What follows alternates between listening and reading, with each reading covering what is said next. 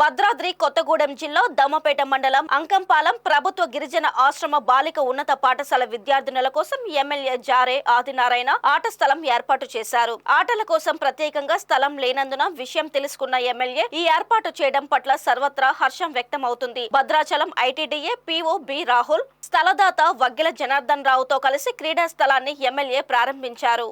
విద్యార్థినుల క్రీడా ప్రాంగణం కోసం ఎమ్మెల్యే ఆదినారాయణ అదే గ్రామానికి చెందిన వగ్గెల జనార్దన్ రావును సంప్రదించగా ఆయన సానుకూలంగా స్పందించి పాఠశాల పక్కన ఉన్న స్థలంలో కొంత భాగం విరాళంగా ఇచ్చారు. ఆ స్థలాన్ని విద్యార్థినుల ఆట స్థలంగా తీర్చిదిద్దారు.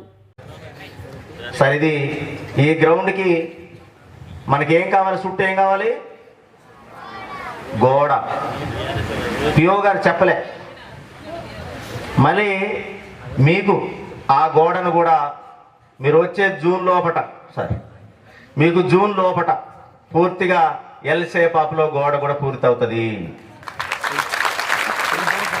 అదేవిధంగా మీరు ఆడేటటువంటి కబడ్డీ కావచ్చు, ఖోఖో కావచ్చు, ఈ తర్వాత అథ్లెటిక్స్ ఎరీనా కావచ్చు, దాంట్లో కూడా దానికి కావలసినటువంటి మట్టి నిర్మాణము, చక్కగా గ్రౌండ్ లెవెల్ కూడా అది కూడా 1 or 2 months లోపల కంప్లీట్ అయితే మీకు అది కూడా దానికి ఒక్కటే. ఎందుకంటే నేను ఇక్కడ చదువుకున్న ఇదొకటి చేయగలిగిన, పార్కల్గండి చదువుకున్న అక్కడ 21 లక్షల రూపాయల వ్యయంతో కార్పొరేట్ విద్య ఎలా ఉంటుందో ఆ స్థాయిలో దాన్ని నేను ఈ నియోజకవర్గ వ్యాప్తంగా నేను బడిని దత్త తీసుకున్నా. అది జనవరి 1st వీక్లో లాంచింగ్ చేయబోతా ఉన్నా.